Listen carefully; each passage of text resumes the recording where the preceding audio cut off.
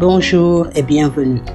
Je m'appelle Iyanatou Ouma et aujourd'hui nous aimerions vous montrer comment utiliser l'outil d'évaluation des besoins en eau.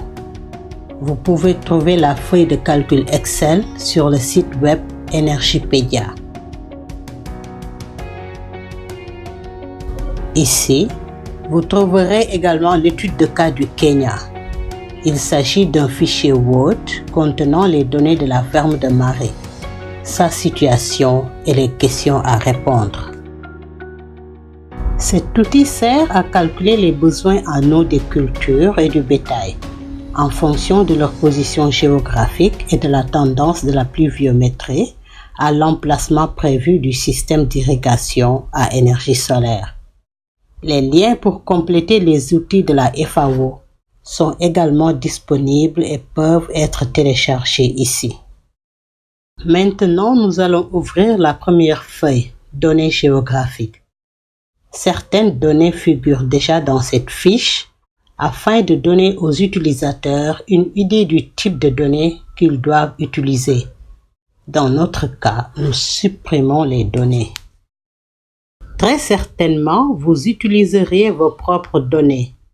Mais pour la démonstration de cet outil, nous entrons les données de l'étude de cas du Kenya. Le pays est le Kenya et le nom de la ferme est la ferme de Marie Wanjiku. La région est Taita Taveta et la date est celle que vous remplissez dans les feuilles. Prenons le 30 avril 2019. Les températures moyennes quotidiennes et les précipitations sont fournies dans la carte du cas du Kenya. Et nous les y remplissons. Taita Taveta se trouve dans l'hémisphère sud et est situé à 5 degrés sud. Nous passons maintenant à la feuille 2. Besoins en eau pour les cultures. Pour l'unité de mesure de la surface, nous voyons des hectares. Mais dans notre cas, nous utilisons des acres et nous voyons dans le tableau ratio de conversion de surface en hectares, en haut au centre, que nous devons utiliser un facteur de conversion d'hectares en acres de 2,47 que nous complétons. Nous trouvons un besoin en irrigation qui n'est pas correct car il est basé sur les données d'origine, à savoir orge, avoine ou blé. Nous ne pouvons pas les enlever. Mais dès que nous remplissons les cultures pour notre cas, les données dans les champs vont changer. Marie veut cultiver des tomates avec l'irrigation. Alors nous remplissons tomates. Elle va irriguer une acre. Elle va commencer en mars. Nous considérons une période moyenne de croissance des cultures. Elle utilise d'abord l'irrigation par submersion, puis plus tard, elle passe au micro-asperceur.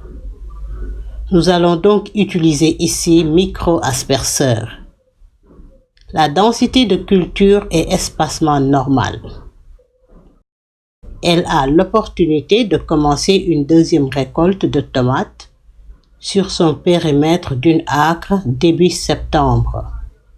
Encore une fois, nous choisissons une période moyenne de croissance et un espacement normal, et toujours avec un micro-asperceur.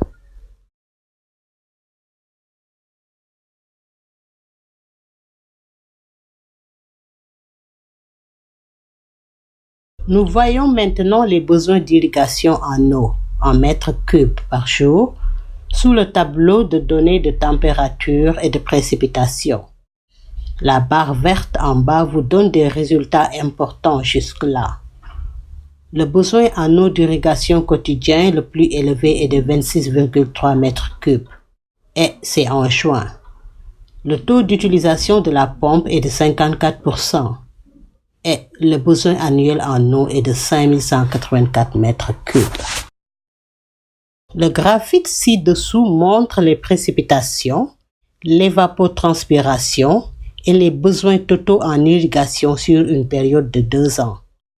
Si vous avez des doutes sur les données concernant les cultures telles que les périodes de croissance et les besoins en eau, vous pouvez jeter un coup d'œil à la dernière feuille de cet outil qui est appelé Renseignements sur les cultures. Vous pouvez même insérer des données au bas de votre propre culture qui peuvent ne pas être répertoriées. Nous passons maintenant à la feuille 3, Besoins en eau du bétail, afin de déterminer la demande du bétail sur la ferme de Marie. Nous savons d'après l'étude de cas du Kenya que Marie a 3 vaches et que nous choisissons des vaches laitières tout au long de l'année. Maintenant, si vous avez ceci rempli, vous trouvez les données correctes sur le tableau avec le besoin en eau.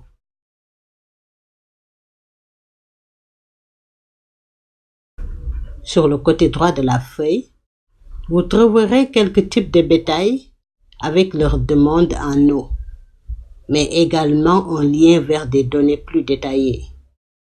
La barre verte en bas indique le besoin quotidien en eau le plus élevé, 0,5 m3 au mois de janvier. Le graphique ci-dessous montre la température quotidienne moyenne. Vous pouvez constater que les besoins en eau du bétail sont plus importants de décembre à mars lorsque les températures sont plus élevées en période de chaleur. Nous passons maintenant à la fiche récapitulative qui vous donne une compréhension des besoins en eau. Besoins en eau des cultures, besoins en eau du bétail et besoins globaux en eau, toujours en mètres cubes par jour et en gallons américains par jour. La barre verte en dessous du tableau vous donne la synthèse. Vous pouvez maintenant répondre aux questions de l'étude de cas du Kenya. Pour les premières questions concernant les besoins en eau, vous pouvez retourner à la fiche des besoins en eau pour les cultures et choisir d'abord une seule culture avec irrigation par submersion et ensuite entamer une deuxième saison de croissance.